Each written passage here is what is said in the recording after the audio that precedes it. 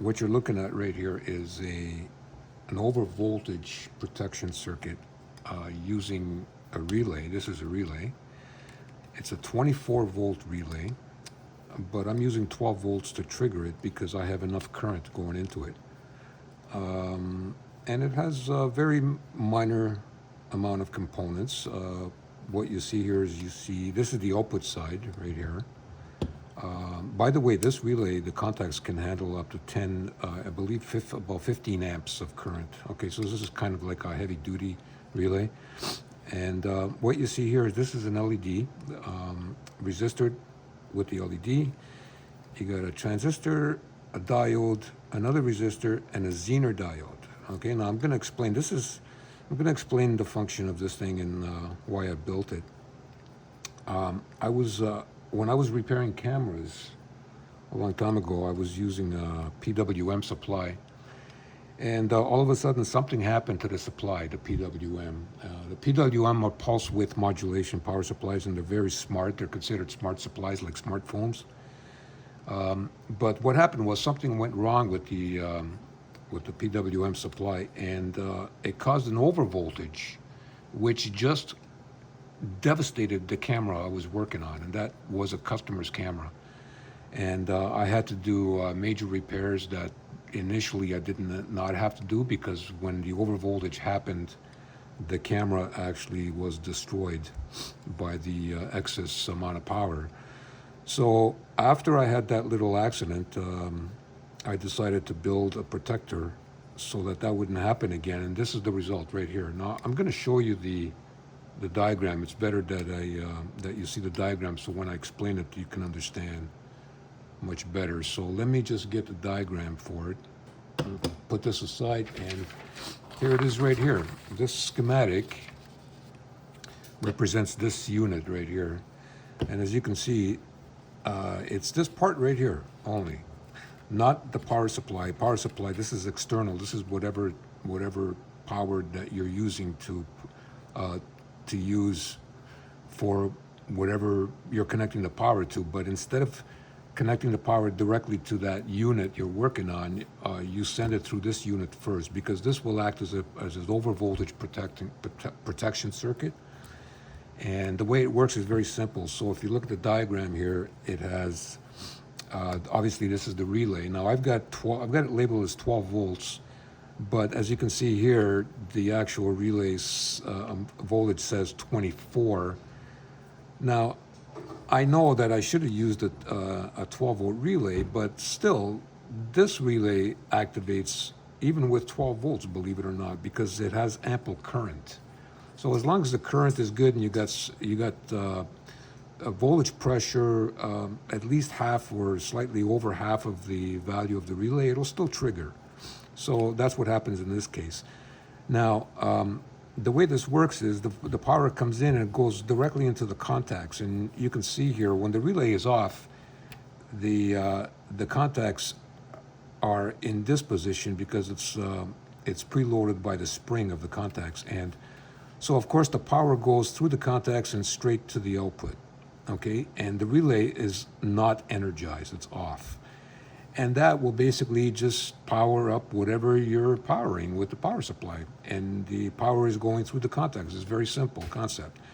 Now, at the same time, that 12 volts, or whatever power you have coming in here, is going down to the circuit that triggers the relay. And before it goes into the coil, it actually goes into the coil, but the other side, it goes through a transistor. The transistor remains off as long as the power is below 12 volts. Because the cameras that I used to work on used to have a 12 volt supply that was needed, and I could not have any more than that because it would ruin the camera.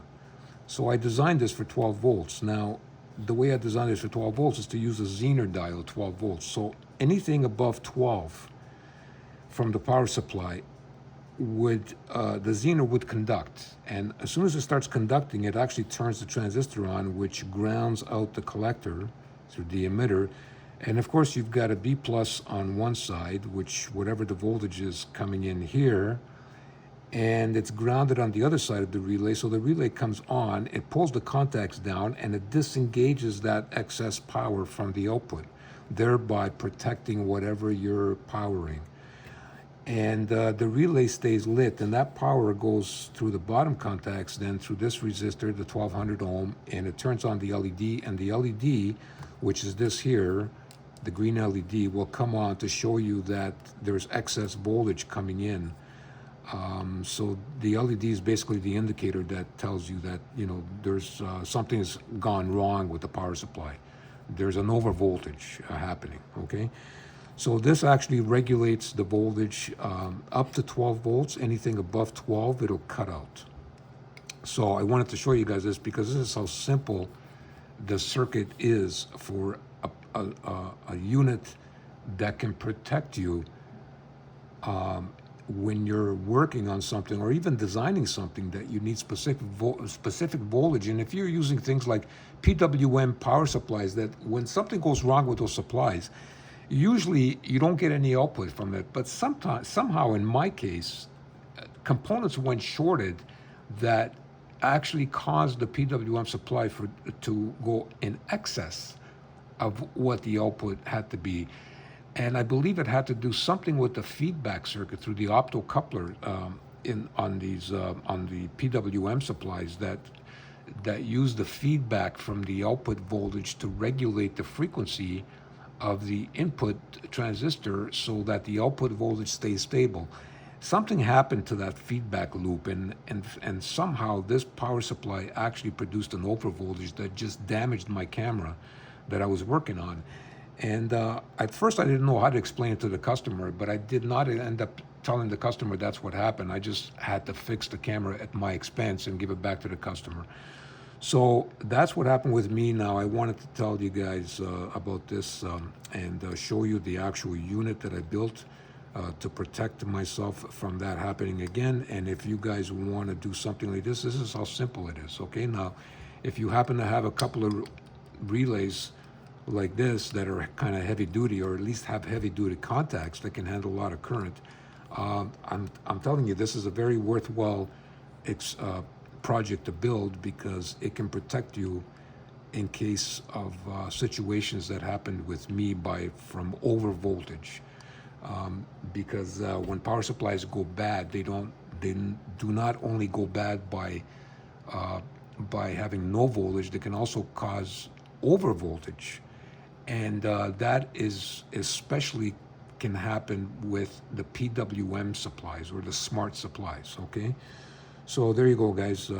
Another one for your books. And I'm going to go to my power supply. I'm just going to connect this one here, this red wire and black wire. I was using this before, but I actually cut the wires. So this black wire and red wire are the actual output. And these 2 points right here, this is ground. As you can see from the bottom here, the ground connects straight to this other pin. So that's ground or negative, and this is the input supply. So I'm going to actually go to my power supply. I'm going to hook it up, and I'm just going to show you very quickly how this works, okay? And so let me do that, and I'll be back with you in just a second. I'm at my bench that has this power supply, so I'm going to just connect this negative here and the positive here. And my power supply is on, and you can see the LED is off, but the voltage right now is saying 11.2 volts. So I'm going to increase this past 12, and you will see there goes the LEDs come on, because right now my power is saying 13.7, so I'm above 12. Now, as long as this thing stays below 12, I'm going to reduce it. The LED will go off. Anything above 12, the LED comes on. And you could also actually hear the clicking.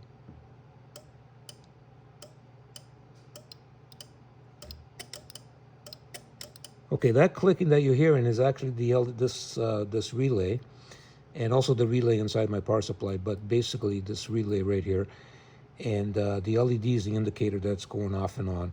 So that's how it protects you, okay? When that LED is on, there's no power coming out of here right now, these 2 pins. This is, but when the LED goes off, the relay goes off, and the power coming in is going straight out. So right now I've got 12 volts coming out of here, and when I turn this up and the LED comes on, there's 0 volts coming out of here. So if I had something connected here that I'm working on with power, and something happened to this power supply that caused greater than 12 volts coming in, then this LED would come on as I indicated, and as you see, and the relay would be de-energized, or would be energized, sorry, but the contacts would open up to kill the power on the output, thereby protecting whatever you have connected to it. Okay, so there's my little demonstration, and I hope you guys enjoyed this. So let me go back to my bench over there,